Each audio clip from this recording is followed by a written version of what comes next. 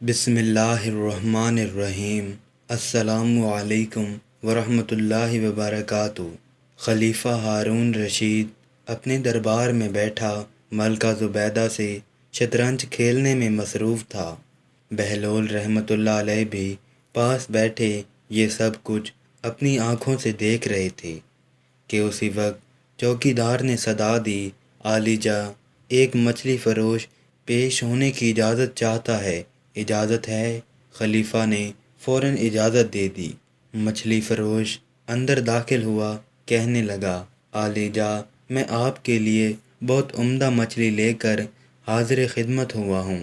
ہارون زبیدہ کی طرف دیکھتا اور آہستہ سے کہنے لگا، یہ بیچارہ انعام کی تلاش میں ہمارے لیے مچھلی پکڑ کر لایا ہے، اس کو 4000 درہم دے دیے جائیں تو کیسا رہے گا؟ زبیدہ بولی، نہیں میرے سرتاج، ہرگز نہیں، یہ معمولی سا مچھلی فروش اس قابل نہیں کہ اتنی بڑی رقم اس کو انعام میں دے دی جائے۔ اس طرح تو بہت سے لوگ لائن لگا کر کھڑے ہو جائیں گے، پھر تو آپ اپنا سارا خزانہ خالی کر بیٹھیں گے۔ زبیدہ نے کچھ دیر سوچا اور ایک تجویز پیش کی، آپ اس سے پوچھیں کہ یہ مچھلی نر ہے یا مادہ؟ اگر وہ کہے نر ہے تو کہہ دیں گے نر ہمیں پسند نہیں، اگر کہہ دے مادہ ہے تو وہ ہم لیں گے نہیں۔ اس طرح وہ مچھلی واپس لے جائے گا اور ہمیں رقم بھی نہیں دینی پڑے گی۔ ہارون کو زبیدہ کی یہ بات کچھ بھلی محسوس ہوئی، مگر بہلول رحمۃ اللہ علیہ بھی یہ باتیں سن رہے تھے۔ انہوں نے بادشاہ سے آہستگی سے کہا، مچھلی فروش بڑی محبت سے آپ کے لیے عمدہ مچھلی پکڑ کر لایا ہے، یہ مناسب نہیں کہ ملکہ کی باتوں میں آ کر اس کو نامراد لٹا دیا جائے۔ مگر بادشاہ نے بہلول کی ایک نہ سنی اور مچھلی فروش سے کہا، اچھا بتاؤ تو یہ مچھلی نر ہے یا مادہ؟ عالی جا، مچھلی نہ نر ہے نہ مادہ، بلکہ یہ تو مخنث ہے۔ ہارون نے جواب سنا تو بے ساختہ ہنس دیا۔ اہل دربار بھی ہنسنے لگے۔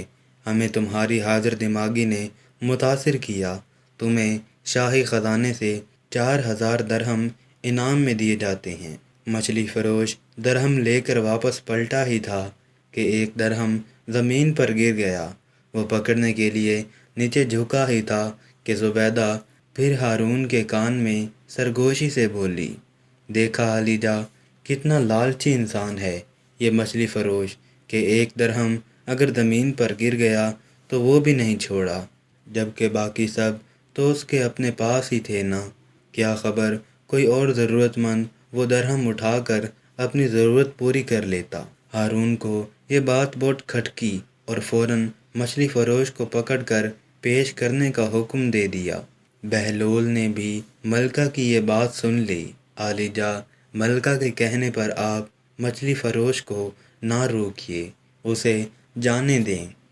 مگر ہارون نے کوئی بات نہ سنی اور مچھلی فروش سے کہنے لگا، اے سیاد، ہمیں تیری یہ حرکت بہت ناگوار گزری کہ تیرے پاس 4000 درہم موجود تھے، پھر بھی تم نے جو ایک درہم نیچے گرا وہ بھی چھوڑنا گوارا نہیں کیا کہ شاید تم نہ اٹھاتے تو کوئی اور ضرورت مند اٹھا لیتا۔ عالی جا، جان کی امان پاؤں تو کچھ عرض کروں، مچھلی فروش کہنے لگا، حضور والا، یہ غلام پست فطرت نہیں بلکہ نمک کی قدر کرنا جانتا ہے۔ میں نے اس لیے وہ درہم اٹھا لیا کہ اس کے ایک طرف قرآنی آیات لکھی ہیں، جبکہ دوسری طرف آپ کا اسم گرامی، تو پھر میں کیسے سوچ سکتا ہوں کہ وہ زمین پر پڑا رہے اور لوگوں کے پاؤں اس پر آتے رہیں۔ مچھلی فروش کے حاضر دماغی نے سارے دربار کو حیرت میں ڈال دیا۔ خلیفہ بے ساختہ بول اٹھا، واہ، بہت عمدہ جواب دیا شکاری، تم نے ہمیں بہت محظوظ کیا۔ ہارون نے خزانچی کو حکم دیا، اس شکاری کو 4000 درہم اور دے دیے جائیں۔ جب مچھلی فروش رخصت ہو گیا تو حضرت بہلول رحمۃ اللہ علیہ نے ہارون سے کہا، میں نہ کہتا تھا کہ شکاری کو بار بار نہ روکیں۔ اب وہ 4 کی بجائے 8,000 درہم لے کر جا رہا ہے۔ ہارون ہنس دیا۔ ہاں، واقعی مجھے تمہاری بات پر غور کرنا چاہیے تھا۔ ایسی ہی اور اسلامی کہانیاں، اسلامی واقعات سننے کے لیے ہمارے چینل کو سبسکرائب ضرور کر لیں۔ شکریہ۔